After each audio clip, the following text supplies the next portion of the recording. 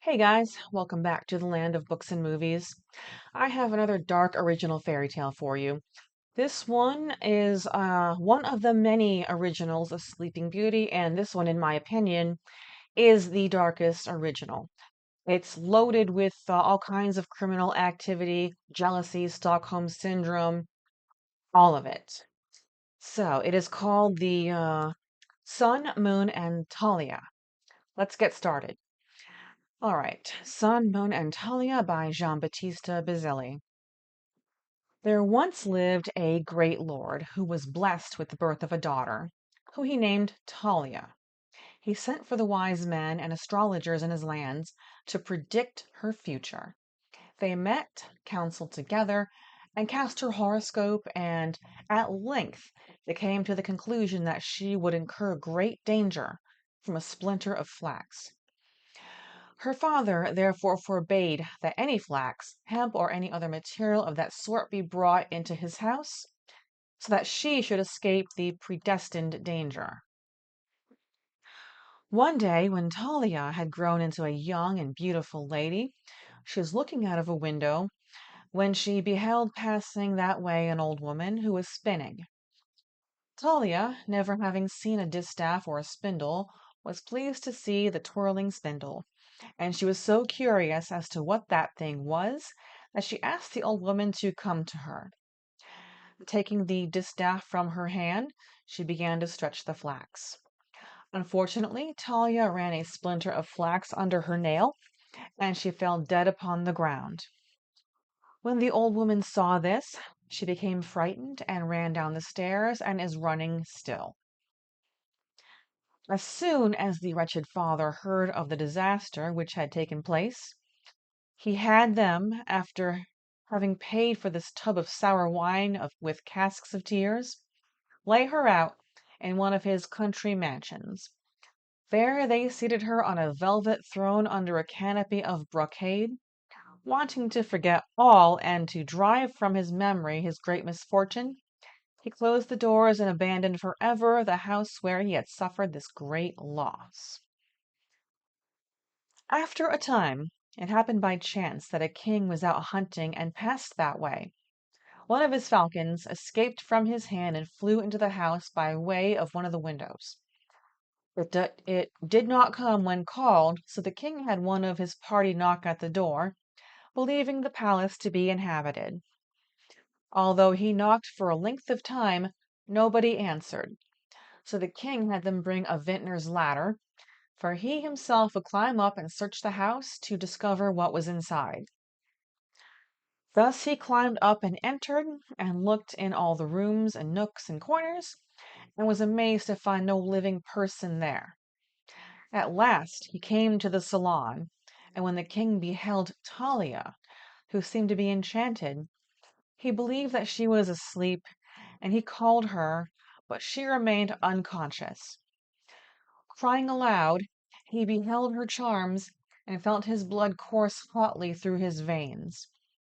He lifted her in his arms and carried her to a bed where he gathered the first fruits of love.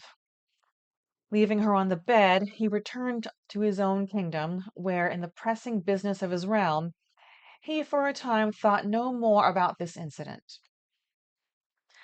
Now, after 9 months, Talia delivered two beautiful children, one a boy and the other a girl. In them could be seen two rare jewels, and they were attended by two fairies, who came to the palace and put them at their mother's breast. Once, however, they sought the nipple, and not finding it, began to suck Talia's fingers, and they sucked so much that the splinter of flax came out. Talia awoke as if from a long sleep, and seeing beside her two priceless gems, she held them to her breast and gave them the nipple to suck, and the babies were dearer to her than her own life. Finding herself alone in that palace with two children by her side, she did not know what had happened to her, but she did notice that the table was set, and food and drink were brought in to her, although she did not see any attendants. In the meanwhile, the king remembered Talia, and saying he wanted to go hunting, He returned to the palace and found her awake with two cupids of beauty. He was overjoyed, and he told Talia who he was, and how he had seen her, and what had taken place. When she heard this, their friendship was knitted with tighter bonds, and he remained with her for a few days. After that time he bade her farewell and promised to return soon and take her with him to his kingdom. And then he went to his realm, but he could not find any rest. And at all hours he had in his mouth the names of Talia and of Sun and Moon. Those were the two children's names. And when he took his rest, he called either one or the other of them. Now the king's wife began to suspect that something was wrong from the delay of her husband while hunting, and hearing him continually name Talia, Sun, and Moon. She became hot with another kind of heat than the sun's. Sending for the secretary, she said to him, "Listen to me, my son. You are living between two rocks, between the post and the door, between the poker and the grate. If you will tell me with whom the king, your master, and my husband is in love, I will give you treasures untold. And if you hide the truth from me, you will never be found again, dead or alive."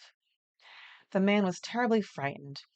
Greed and fear blinded his eyes to all honor and all sense of justice, and he related to her all things, calling bread, bread, and wine, wine. Queen, hearing how matters stood, sent the secretary to Talia in the name of the king, asking her to send the children, for he wished to see them. Talia, with great joy, did as she was commanded. Then the queen, with a heart of Medea, told the cook to kill them and to make them into several tasteful dishes for her wretched husband. But the cook was tender-hearted, and seeing these two beautiful golden apples, felt pity and compassion for them, and he carried them home to his wife and had her hide them. In their place he prepared 2 lambs into 100 different dishes. And when the king came, the queen, with great pleasure, had the food served. The king ate with delight, saying, "By the soul of my ancestors, this is good." And each time she replied, "Eat, eat. You are eating of your own."